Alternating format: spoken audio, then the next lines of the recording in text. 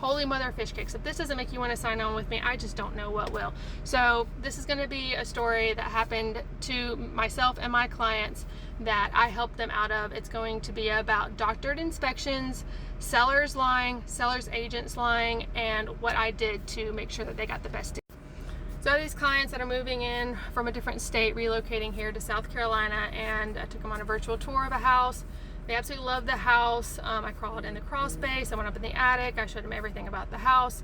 We did know that the property was listed for sale last year, went under contract, and then went back up on the market. I asked the agent about it. She said, the buyers just got cold feet. I was like, okay, that's not a big deal. I mean, because it does happen. So we put in an offer, and it was just a little bit less than what they were asking for. It got accepted. We had a little bit longer of a closing date because they were moving in from across the United States, and everything was going well. We had the inspection. Then we had a little oopsie with the inspector. So I got on the phone with the inspection company and was like, hey, you know what happened? The agent sent me a message saying that she got the inspection. How did that happen? And they're like, well, we just had a system update. Let me look into it. So they looked into it, come to find out they'd done it to a bunch of agents, not realizing it, and I was just the first one to find out. Well, they thanked me for finding it, blah, blah, blah. Well, I was like, well, since you kind of took away our inspection and showed all of our cards, I think you should give it to us for free. I think you should reimburse my clients. They try to say, no. What does it make you, lose, blah, blah, blah. And I'm like, well, you showed them our cards. You gave them an inspection that my clients paid for. They did not release it. You guys sent it, so you guys need to release it. And I told them, I said, you guys need to call my clients. You need to apologize, and you need to reimburse them the money. Well, they called my clients, tried to throw me under the bus, try to say I sent it to them, which I did not. And they ended up refunding the whole thing, so they got a free inspection out of it. Well, I spoke to my clients. I was like, look, we got to spin this in a way that makes us look like, this wasn't an oopsie.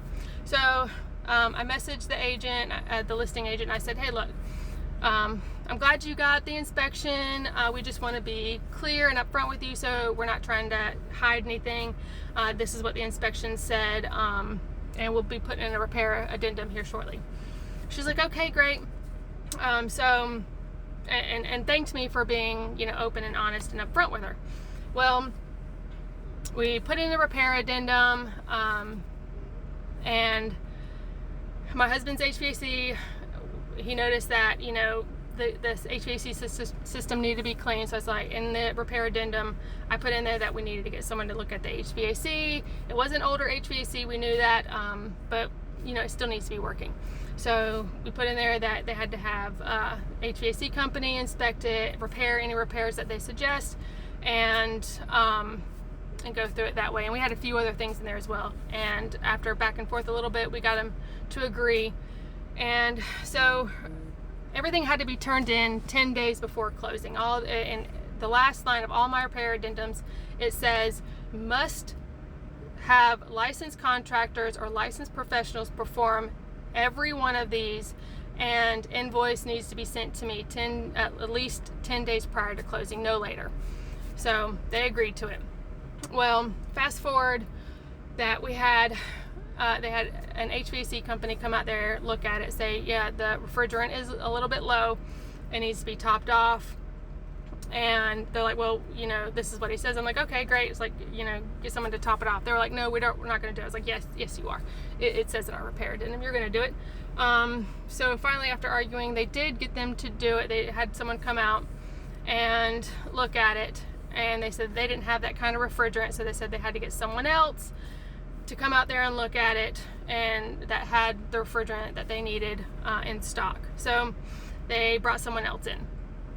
So this is a 6-week closing. So they had enough time to be able to do these repairs and send us the invoices way prior to the 10 days till closing. Well, about the 10th day, they sent me some invoices, and they're like, these aren't all of them, but we're going to get them to you. I'm like, well, you guys are past the deadline, but just get them to me so we can make sure we look at them. So we get to 5 days till closing, and I get sent more invoices. So I'm like, okay, I'm finally getting all the invoices in. I'm looking over them, reading through them, making sure that everything was done. Well, I noticed on the HVAC invoice that it's been altered. Like, there isn't a complete sentence on one of them. It looks like something's been removed. So I call the company that filled up the refrigerant, and I'm like, well, how much refrigerant did you use? Because they didn't send me an invoice. They just sent me that they paid it, but they didn't send me what the details of what they paid for. They're like, well, it's 3 pounds on a 6-pound unit. I'm like, that's a massive leak. I'm like, yeah, we told them that there was a leak in the system. They didn't want to do a leak test. They just said that all they were wanting to do was refill the refrigerant and to move on. And I was like, hold up, no. I spoke to this HVAC place, and I was like, hey, look, they had this other company come out there and look at it. The invoice appears to be doctored. Can you call the sellers, ask the sellers if they'll be willing to tell me everything that you know about the HVAC system, be able to talk to me? He's like, yeah, okay, great. So he calls them, gets the approval, making sure that it's on the up and up, not trying to do anything shady. So he calls them, gets the approval. He's like, okay. So talking to this guy, he's like, I've got a contact at the other place that did the inspection before me on the one that you're saying it isn't completed invoice. I'll get them to send me the invoice, and I'll send it to you. I was like, okay, great, because he can send me any information that he has on the HVAC because he got approval from the client. So he gets the invoice, sends it to me. Come to find out, the line that they had taken out said that the system is in full failure and needs to be replaced. Okay, we're 5 days till closing, right? I get on the phone, I call the closing attorney. I'm like, hold on. So we've got some doctored inspections here. So they're trying to pull one over on us. Something's wrong. So the closing attorney looks at it, and he's like, this is bad. Like they obviously did something to this this inspection invoice. Not wanting you to see this, and there could be some legal issues if your clients want to press charges.